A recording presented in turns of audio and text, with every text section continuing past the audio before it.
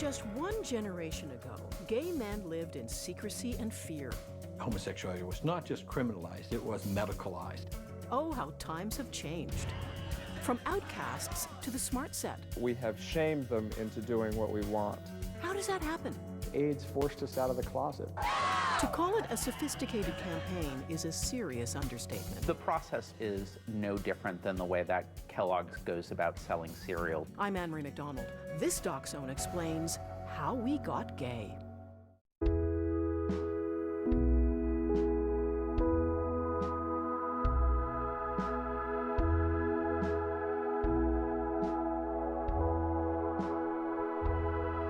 It's hard to imagine now, but not long ago, homosexuality was something to be hidden at all costs. I now pronounce you spouses for life. 50 years ago, homosexual acts were illegal in every province in Canada and every state in America. To be a homosexual was to live in exile from mainstream society. Society looked at homosexuals not just as a subculture who were engaging in illicit sex and possibly prostitution and that. They were also a community of people who were sick and deviant. I like them in the closet. We should shoot a few of these people or hang them. And for the brave few who declared their homosexuality, it was a life in the shadows.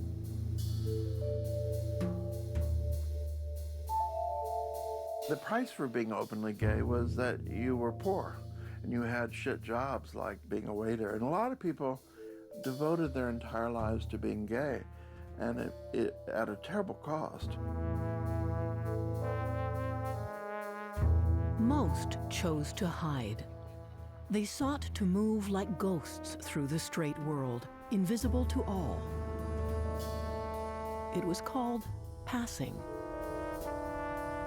It's very difficult to remember the complete and utter invisibility of gay people at that time. Not only did people not really believe that there were gay lawyers and professionals and middle-class people and people in the suburbs, it was unfathomable. People didn't believe that gay people existed. When I worked for Time magazine in the 60s, being human, I wanted to talk somewhat about my personal life to my colleagues and friends, but it all had to be straight. So instead of talking about Bill, a 6'2" blonde, I had to talk about Nancy, a 5'1" blonde. And then you had to remember your lives. It was hell to live through. And you felt always so duplicitous because you couldn't really be intimate with your straight friends because you were lying to all of them. And you knew that if they discovered the terrible truth, A, you would be fired from your job, and B, you would lose all your friends.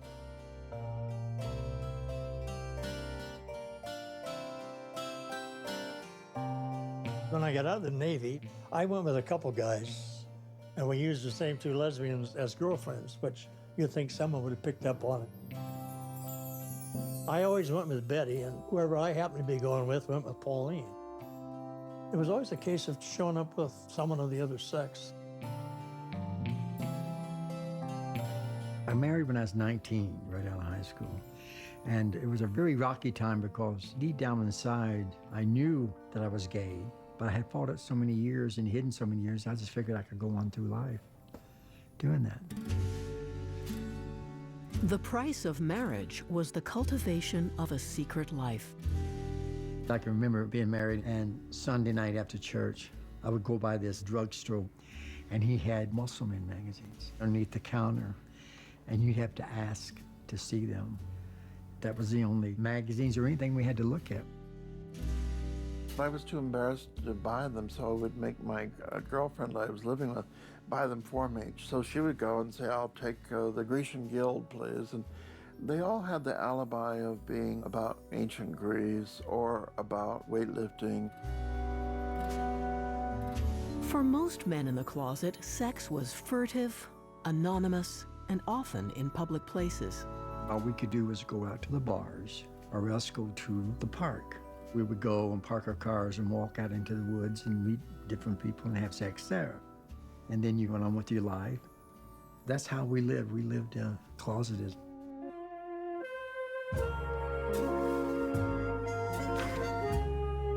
It was a dangerous life, and police harassment and the risk of arrest were an ever-present threat.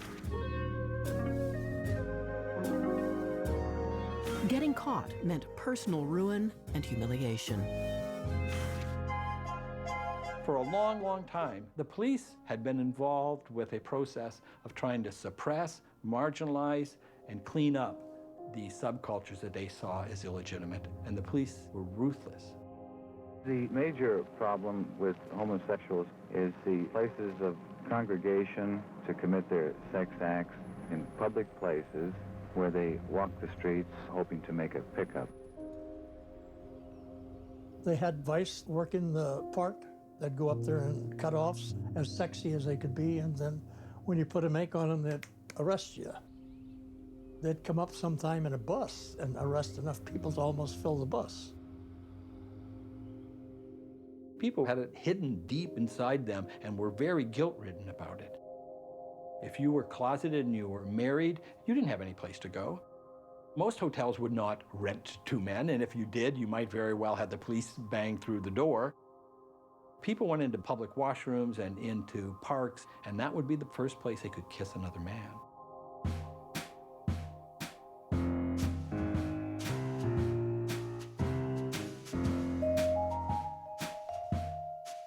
The lack of understanding and acceptance leads to the creation of a lurid set of myths about homosexuals.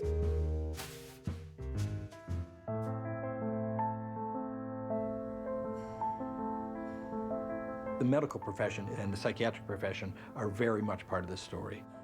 Homosexuality was not just criminalized, it was medicalized. You grew up with a lot of shame, a lot of denial, sometimes actually listening to what you read in the medical books, which was that being gay was a disability or a condition. I really would pray that it would just go away. I prayed that I would just magically have a girlfriend and would wake up every day and it was still there. Many of them would undergo this behavioral reconditioning, which was you would bring pornography that turned you on, and then they would project it and then shock you or induce vomiting. It's hard to underestimate how dire things were. Most parents were doing it for the good of the child. They knew that if the son became homosexual, he was condemned to live a very difficult and unhappy life. The fact remains that it's homosexuality, and I want to change. The parents would take their son to a physician who had been educated in a medical school where homosexuality was considered a disease. If he thought it was a serious problem, then he'd recommend treatment. You would go through a year or more of electric shock before you finally decided that you really ought to find women interesting. I went to a shrink for 20 years trying to go straight. I was engaged twice. The ideal was to have the trap door beside the bed to get rid of the evidence that you were gay so you could start off with a clean slate. Maybe today I'll go straight.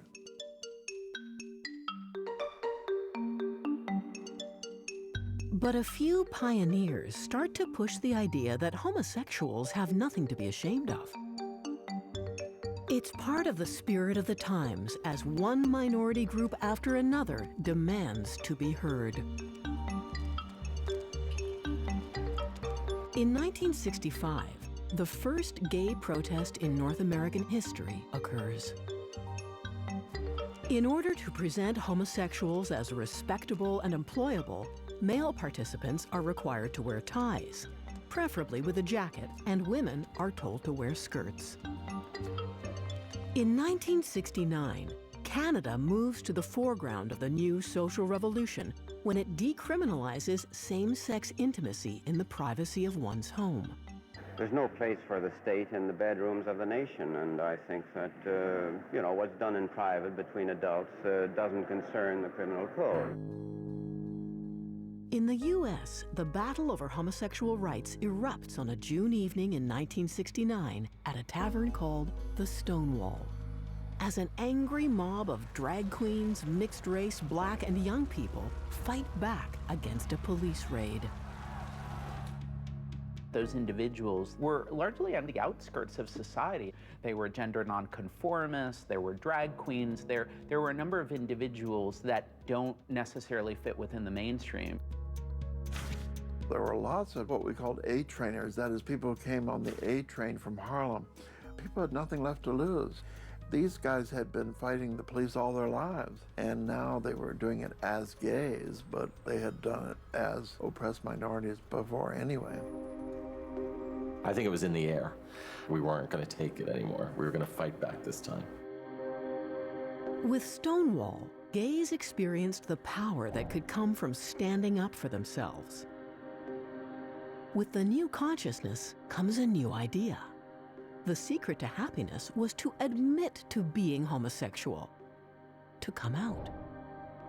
As the 70s started happening, you actually, for the first time, started having an actual human being who would get up and actually say, I am a homosexual. 1,000 gay liberationists demonstrate in New York, urging the city council to pass a homosexual rights bill. What do homosexuals do? We eat, we sleep, we watch television. That's what we do. We do what human beings do. I've never come out on anything like television and said I am a lesbian. And it's a very frightening thing to do. Word of Stonewall drifts back to Canada, where gays are increasingly feeling inspired by the battle to the south. The first Gay Pride March in Canada takes place on a cold, wet August morning in 1971. It's organized by an American draft dodger living in Toronto. All we want to do is love persons of the same sex and live our lives as we decide. Gay power! A generation gap starts to emerge between the gays who came of age in an earlier time and those growing up in the 1960s. Fearing the consequences, the vast majority choose to stay in the closet. They were going around saying things like, gay is good, which was an echo of black is beautiful.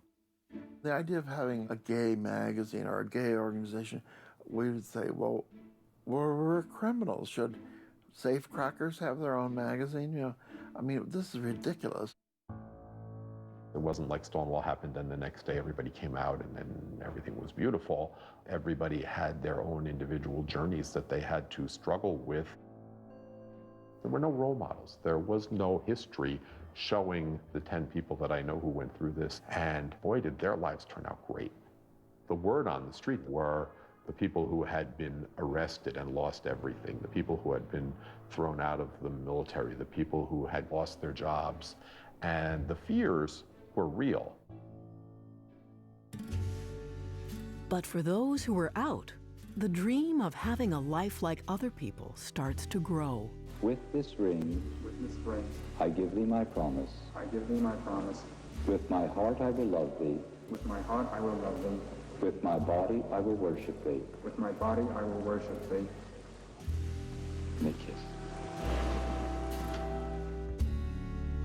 The continuing lack of acceptance in mainstream society meant gay life could only flourish in so-called gay ghettos. It was this definite feeling of freedom in these little protected ghettos that we created, that Stonewall allowed. And instead of living a life of hookups in a park or bars where you risked arrest, you could celebrate en masse with large numbers of men and feel a sense of community. And to feel that freedom was just extraordinary. But slowly, outside the ghetto walls, a few key allies started to emerge, including the parents of some gay children.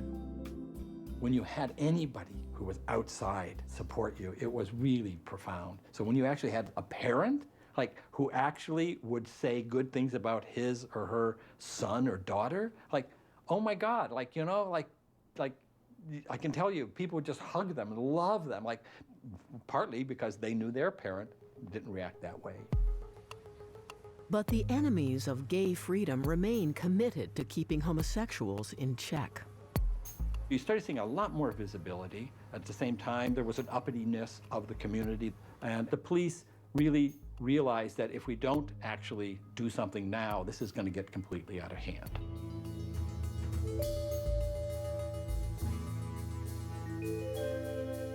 In the winter of 1981, police in Toronto execute a massive crackdown on the gay bathhouses. This was the largest police operation that had happened against the lesbian and gay community. And it was, in fact, the largest mass arrest in Canadian history, second only to the War Measures Act. He says, you're all being charged for being in a bawdy house. I was flabbergasted. I still had no idea what he was talking about. The police went whole hog, decided to do it all in one night, arrest as many people as possible. Let's drag them in, let's really teach them a lesson. You were in a room and you started hearing commotion, you didn't know what was going on, and then a cop would come and smash the door and would drag you in and put you in. If you were naked, so be it. The people in the shower would be grabbed out of the shower room. It happened February 5th. On the morning of February 6th, we decided to actually have a demonstration that very night.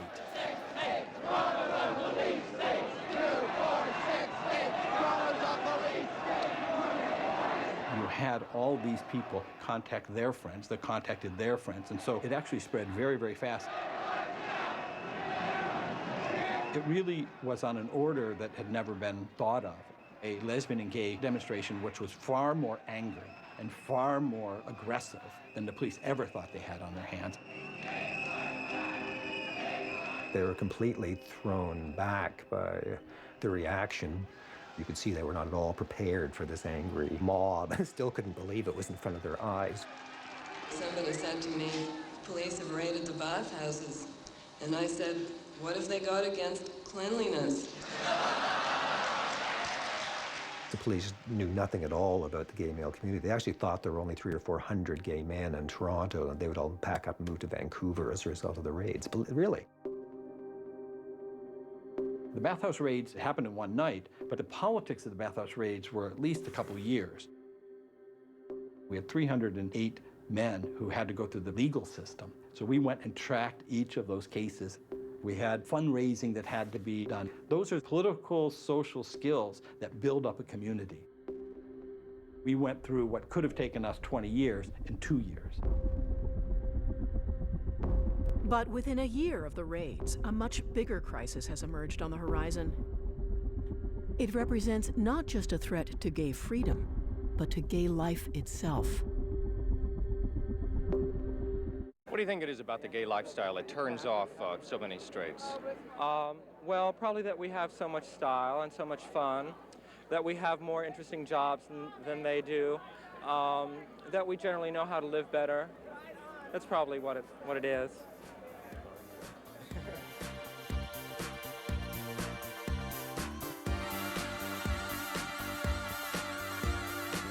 By the late 1970s, gays were experiencing unprecedented freedom. It was actually fabulous to be gay in New York at that time. We weren't thinking of marriage, of getting rid of Don't Ask, Don't Tell, of getting into the Boy Scouts. Those things weren't even issues. Between 69 and 81 was the only period in human history when everybody, straight or gay, was free to do what they wanted to sexually, because there was birth control, there were antibiotics, and religion was on the wane. That was a golden age of promiscuity, both for straights and gays. But in 1981, an enormous tragedy hits the gay community as a rare and deadly form of cancer shows up in 41 homosexual men in New York and San Francisco. Word of the outbreak spreads rapidly through the gay community. People didn't know what caused AIDS. They thought maybe it had something to do with sex, but maybe it had something to do with hepatitis. There are all these crazy theories. And since gay liberation was sexual liberation for us, the idea of giving up sex was just so amazing. Anyway, we were young men. I mean, we weren't going to stop having sex. We had the doctors saying, you need to stop having sex, and the sexual liberationists, which were most gay activists, were like, you don't know that, and there was doubting of the science, and it was a whole threat to what we had built up into that point, and what the gay rights movement had focused on up until that point, which was sexual liberation. You would see men in their 20s and 30s walking along with canes, and the pages of the BAR would have obituaries every week. It was a dark time in San Francisco history.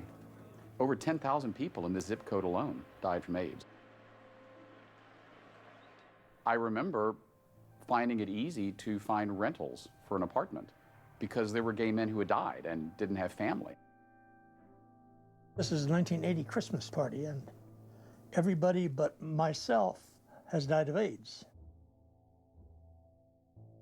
Everybody seemed to have been infected before they found out, and then it was just a little too late to do much of it. Through the 80s, mostly you were always taking people to hospitals or going to funerals or something. A sad time. Lots of gay men got sick, and once you were sick, you were probably out, because if you were recognizable as a person with AIDS, people were going to think you were gay whether you were gay or not. We didn't realize until we were forced out of the closet how hated we were. We created all these little cocoons for each other, so we didn't have to feel that hate or know how that hate could play out. And so AIDS taught us that. AIDS taught us how much America hated us. It's hard to remember now because it was so insane and barbaric, but there were calls for quarantine, tattooing people who had HIV. As a society, we stalled and stalled and stalled, and enormous amounts of deaths took place, but also the epidemic became enormously more rooted. 70% of the country's AIDS victims are homosexual, and in cities throughout the country, gays have become increasingly alarmed. But now they are also concerned about another kind of epidemic, an epidemic of fear that is spreading faster than the disease itself. As you walk down the street, you can feel people pointing at you, with saying he's one who has it. I lost my job, I lost my housing, I lost friends, I lost my own individuality. As the number of deaths climbs, the gay community becomes increasingly angry at a government that is dragging its feet and a society that seems indifferent to the crisis. As the years go by, people are just getting more and more fed up, and they just want it to end. Here we were 6 years into the crisis. Thousands of us had been diagnosed with AIDS and thousands had died, and our president hadn't even said the word. Let's stay together, let's stay united! Our mayor was ignoring it. The government wasn't spending anything on AIDS research. In 1986, a new kind of gay rights organization was born. It was a very strong movement from day one. The first meetings had over 100 people in them. That's big. We grew very fast, and from the get-go, we made national press. We're wearing all black. Our posters are tombstones. I started coming here right after the very first ACT UP demonstration, which happened right outside where I worked. I found boyfriends here, I found friends for life, and I lost a lot of people here. I remember it filled with people, sweaty, all fired up and angry and sexy and ready for bear and loving each other and loving what we were doing. You said come back in a year. Time's up, Mario. We're here. Okay. We were singularly focused on HIV/AIDS from 87 to 93. It's all we talked about, and it's all we used to build the gay rights movement. Joseph Campbell. Alex Zuccotti. Red Jones. Bruce Engel. As the years go by and the death toll climbs ever higher, the AIDS crisis utterly consumes the movement for gay equality. It took a while for people to move beyond the confusion and the questions to reach a point where there was this kind of collective understanding within the movement that this was a catastrophic situation. This became what defined us. It was just a nightmare. You know, it was just an absolute nightmare. People didn't know what to do. Everybody was just trying to save people's lives. If you stayed quiet, if you were complacent, if you wanted to just go to cocktail parties and never discuss it because it was too painful to discuss, that everybody was going to end up dead. No walking out! 80,000 dead! And AIDS also transforms the way the world sees gay men. America had never seen an angry gay community willing to go in front of the cameras, laying down the streets, demanding to be heard, and in a sympathetic role. And even if they were uncomfortable with the idea of homosexuality, it hurt the country to know that some of its citizens were dying and that the country was doing nothing. That troubled them. The rise of ACT UP transforms the way that gay men see themselves. ACT UP really made me nervous.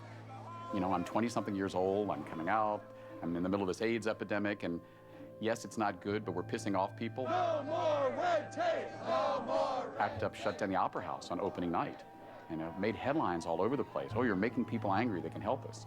And then as I got older, and especially now, I realize ACT UP saved people's lives. We've never gotten a government official to start liking homosexuals, but we have shamed them into doing what we want. Our friends were dying, our family members were dying.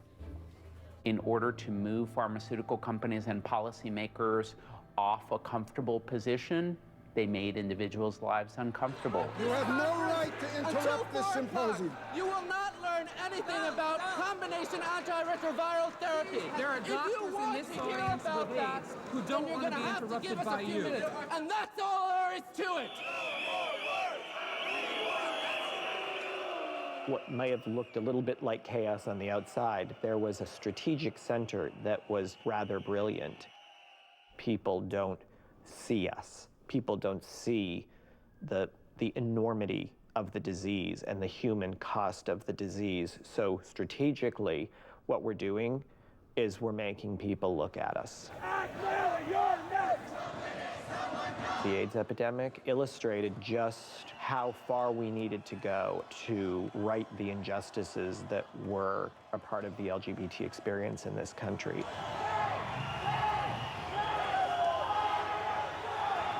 If you thought you knew what it meant to be brave, and then you watched a guy like Peter Staley, and then you say, oh, okay, now I know what it means to be brave. In the crucible of AIDS, the modern gay rights movement is born. I do not think that we would have same-sex marriage if we hadn't unfortunately lost tens of thousands of people in this country and millions worldwide to AIDS. AIDS was the biggest coming out event in world history. Over the course of its history, ACT UP evolves from an activist group to a group intimately involved in drug research and testing. In 1996, its efforts pay off with the first class of drugs that start to save lives. We became this modern patient advocacy movement where you self-educate and become the experts. Can we all, before it's too late, begin to understand each other? Will we realize... We lowered the death rates by 80%, going from zero where the government wasn't doing anything to having a $2 billion NIH research budget, all pushing towards those treatments, and ultimately brought those drugs to 8 million people. We just completely shattered their impression of who we are as a people, what we're capable of, how we were taking care of each other, how we weren't limp-wristed and weak and quietly gonna go off into the corner and die. We found our voice, we found our power, and it was because AIDS forced us out of the closet.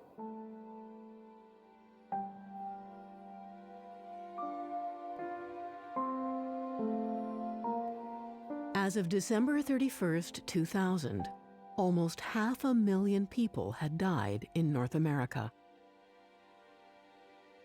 Those who have been fighting on the front lines are exhausted. Many of the movement leaders are dead. And as the crisis ebbs and men who are sick start to get better, the leaders of the AIDS activist movement drift away. After all that fighting against AIDS and all the loss we had gone through and all the memorials we had attended, we just all went running for the doors and we walked away. None of the AIDS activists will play a major role in the battles to come. In their wake comes a new kind of movement with a new set of goals.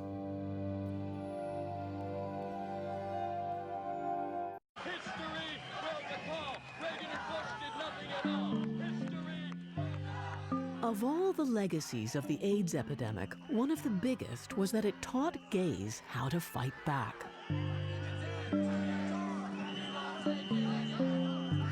We were not going to be ushered back into a closet. So many of our friends, so many of our family members had died that we owed it to them to live life out as proud members of American society. And the experience of dealing with unresponsive governments and an indifferent society convinced the movement the next fight had to be for full equality. It left us with a sense of how daunting the work was going to be, how elected officials in particular could simply ignore us when our lives were at stake. When I think of where we are today as a strategic, smart, determined movement, it really formed a lot of the ways in which we've gone about doing anything that we've set out to do ever since. The first part is the generational question of who lived and who died. You did have, for a long period of time, 10 to 15 years, nobody having hope that they could survive once they had the virus. But that built a political movement as well. You had a number of organizations created during that time who realized that this was an opportunity. There was political strength there and that people were ready to start using their political voice.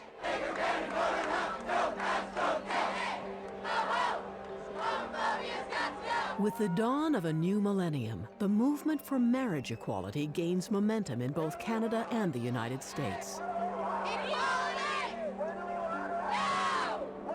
The goal is fair and equal treatment under the law and the right to access tax benefits and spousal rights previously available only to heterosexuals. In 2003, in a landmark decision that makes headlines around the world, the Canadian government announces the right of gay people to marry is to become the law of the land. And the world's first legal gay marriage is a ceremony like no other.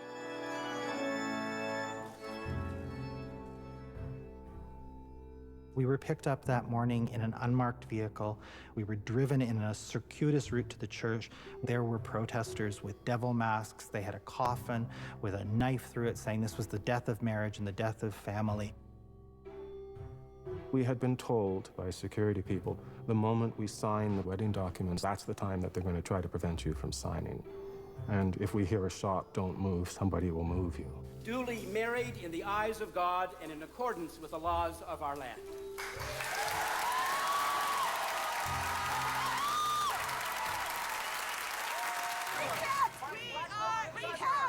As gay marriage galvanizes the movement, it garners a great deal of attention in the straight world. The religious right, hell-bent on stopping it, doubles down. Sodomites! Sodomites! I kept watching the gay marriage debate saying, that's going to be a tough one. They don't want us to win on that one. But this time, the resources and the level of sophistication that the movement brings to the fight are unprecedented. Now, across our country, we are standing together for the right of gay and lesbian Americans to marry the person they love. The process, perhaps, is no different than the way that Kellogg's goes about selling cereal to consumers. It's based upon market research, which involves polling and focus groups, and all of that is massaged into an eventual narrative. Gay and lesbian couples should have every right to experience the joys of marriage and family that we do. Marriage is an institution of equality that pulls an awful lot of other issues with it. It is a central institution to our way of life. We grew up with parents. We understand that marriage is about love, commitment, and family. It's an easy way to explain what equality is like. With marriage as the standard bearer, the movement pushes for acceptance in one bastion of heterosexual power after another. Society is going to fight hardest to keep things that it wants for itself and that it doesn't want you to have. So I have spent the bulk of my career trying to get gay people into the Boy Scouts, the military, and marriage. I have never been in the Boy Scouts, I have never been in the military, I have never been married, and I have never particularly wanted to do any of those things.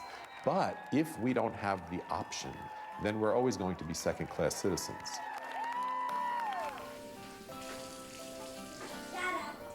When I first came out, I was disappointed that I wouldn't have that sort of wife and kids family. And I think it took a couple of years, probably college, right about when I met Duncan, that it clicked for me that I could have a husband and kids. If you're willing to accept equality for gay people to get married, you really can't stop short of what that cultural story is. That usually evolves into a deeper commitment. The schoolyard song, first comes love, then comes marriage. What's next? Then comes the baby in the baby carriage, right? And in some cases, it's not a baby, it's an older kid, and it's foster or adoption. But that's the natural progression. With the rise of the new messaging around marriage equality, mainstream attitudes toward homosexuality start to shift dramatically. We are very much part of your community.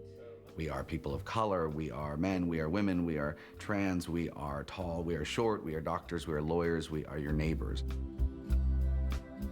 What this rise in acceptance means is that the options for gay people have never been more plentiful.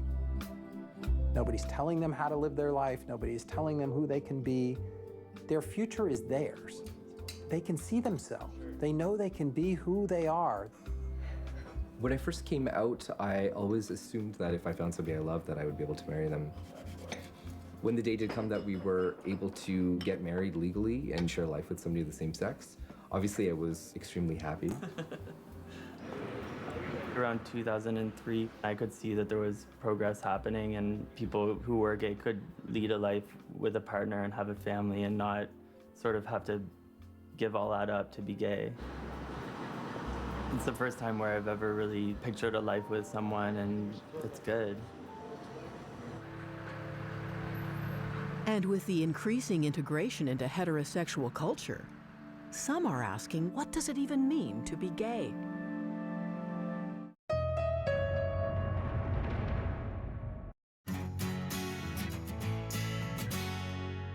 My husband's bringing me a drink right now. So is mine. In many ways, the world for gay people has never looked brighter. They've achieved a level of freedom unimaginable even 10 years ago. From pop culture to politics to big business, gays are changing the world. This is a huge leap forward in that there are images of us that are being used to bring people together. We are being represented in these ads in a way that is inclusive and is kind, is smart, and is an effective strategy to sell things, as opposed to the years and years of our community being used as a selling tool to divide people. The only way that gay people can contribute to anything is to be out, because being gay is not a part of who we are, it's all of who we are. I think what the gay community has to teach the world is the power of not being afraid to be yourself. But can gay people have it both ways? Can they blend into mainstream society and still hang on to what makes them unique? A lot of people say that the fight for same-sex marriage is all about assimilation, where you're becoming just like straight people. To me, assimilation is just a multi-syllable word for equality. We don't want to blend in, we just want to be treated with the same respect and fairness under protection of the law. And that's what I think this next generation really have an opportunity to do, which is maintain the specialness of our community and also expand the area of rights and opportunities that the LGBT community has been fighting so hard for. But as the boundaries between straight and gay break down, some are left wondering what might have been lost on the road to full equality. One of the great things about being gay was my parents never said, "Why aren't you married?" Now I have to hear this every day. Why aren't you married? Getting married and going in the armed forces were the two last things I'd ever want for myself. While I appreciate the importance of those rights for the community, and I fight tirelessly for them, there's something a little banal about just wanting to be married and wanting to go kill people overseas. It's what other people always did. I hope we're not raising a whole generation of 22-year-olds who are spending all their time like reading Bride magazine and planning their weddings, because I think, but isn't that a sign of a certain emptiness? I don't really think that gay Stepford wives is a great solution to this movement. Today, the gay rights movement is defined by how far it has come since the darkest days of the AIDS crisis. And the change may reflect something more than just the passage of time. It's human nature. They don't see the death that propelled us into the streets in the late 80s. And people really long to get past that. They want their generation to be known for these glorious victories. The idea that there is a generation of men and women who don't have to wonder whether or not they can marry the person that they love, who don't have to worry about being able to be with the person they love when they're dying in a hospital, is really a tremendous, tremendous feeling. At some point, we will be far enough away from the struggle where we have the possibility of not remembering it. And that's one of the great responsibilities that we have to share with the younger generation. I don't want them to have to live through that, but I don't want them not to know. I went to my grandniece's gay wedding. They'd been going together for 12 years. And her partner's son was a preacher, and he officiated. And here I am sitting in Des Moines, Iowa at a gay wedding, and who would have ever thought? I was actually quite proud of it, to tell you the truth. Next time on Doc Zone, deep worry from deep space. The death of 90% of humans alive, it's something that we ought to worry about. Most are working on avoiding doomsday, but many have dreams of mining fortunes. Asteroid mining is certainly an audacious goal. Mission Asteroid. After that, it's holiday programming, and then give your New Year's resolutions a fighting chance. Somebody would rather lose an arm than be in the condition that I'm in currently. If smoking was a healthy habit, I would do it nonstop. It doesn't matter how ingrained this behavior is, any habit can be changed. Slaves to habit. And who's pulling their share in your home? A sure way to a sharp pay cut is to become a mom. Motherhood systematically de-skills huge numbers of women. That it's not just a mommy issue. This is really a human rights issue. We use language like having it all. We never ask men how they have it all. Motherload. You can always screen our documentaries at cbc.ca/DocZone. I'm Anne Marie McDonald. Thanks for watching.